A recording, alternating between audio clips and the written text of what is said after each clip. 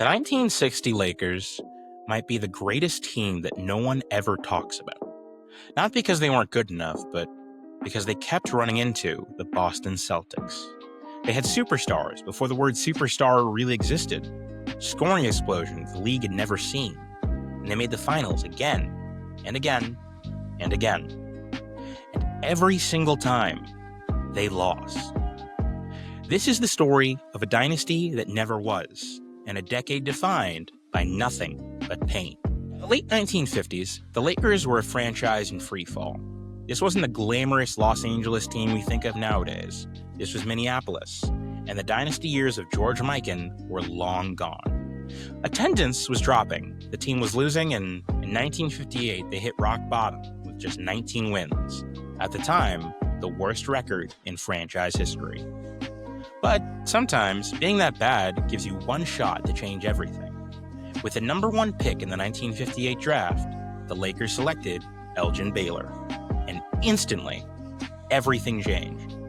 Baylor wasn't just good, he was revolutionary. Averaging 25 points and 15 rebounds as a rookie, winning Rookie of the Year, and somehow turning the worst basketball team in the league into a contender almost overnight. Something had clearly shifted. They weren't irrelevant anymore. They were dangerous. But the next chapter almost never happened, because in January of 1960, the Lakers were flying to a game when their plane lost power and was forced into an emergency landing.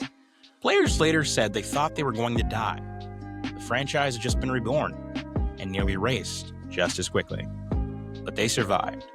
And later that year, they added another piece that would define the decade. With the second overall pick in the 1960 draft, the Lakers selected Jerry West.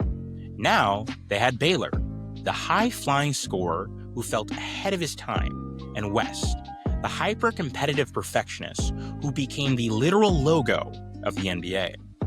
And then, one more massive change. The team moved to Los Angeles. A struggling Midwest franchise suddenly became a team in the biggest entertainment market in America with two generational stars. The Lakers weren't just back.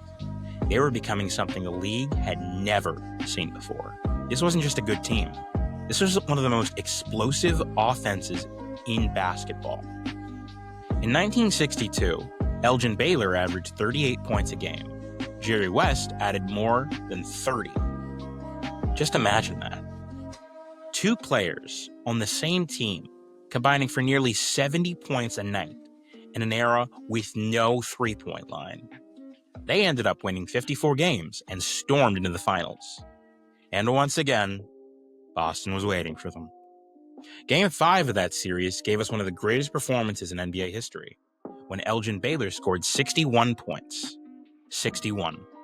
In a finals game. And it still wasn't enough, because the series went to Game 7, overtime, one possession away from a title.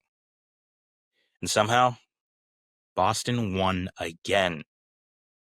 That became the pattern of the decade.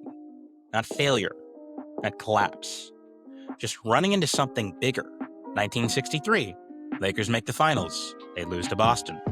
1965, Lakers make the finals again. They lose to Boston. 1966, same story. Celtics again. At a certain point, it stops feeling like a coincidence and starts feeling like inevitability. No matter how good they got, it never seemed to matter. By the late 60s, the Lakers were desperate. They had the stars, they had the scoring, they had the finals appearances. But what they didn't have, rings. So, they made the biggest move they possibly could. In 1968, the Lakers traded for Wilt Chamberlain, one of the most dominant players in the history of the sport. On paper, it should have been over. Now you had Baylor, West, and Wilt, three all-time talents on the same roster. This wasn't just a contender anymore. This was a super team before we even had a word for it. And in 1969, it finally felt like everything was lining up. The Lakers made the finals, again. And for one last time this decade, against the Boston Celtics. Game 7 was in Los Angeles. The stage was perfect. The moment was theirs. Jerry West played one of the greatest series in NBA history, so great that he would win the first ever Finals MVP. Unfortunately, it was for the losing team. Think about how insane that is. He was the best player in the series, and it still didn't matter. Because once again, the Celtics won. In Game 7, in Los Angeles.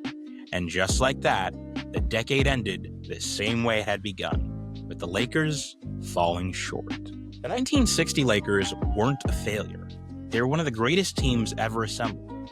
They had innovation, star power, moments that still live in NBA history. But they also had the worst possible timing.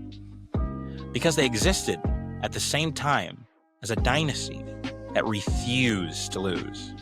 And in sports, sometimes that's all it takes. Not being worse, just being there at the wrong time. Because history doesn't always remember who was great. It remembers who won. And for the Lakers of the 60s, that meant a decade of greatness, defined by nothing but pain.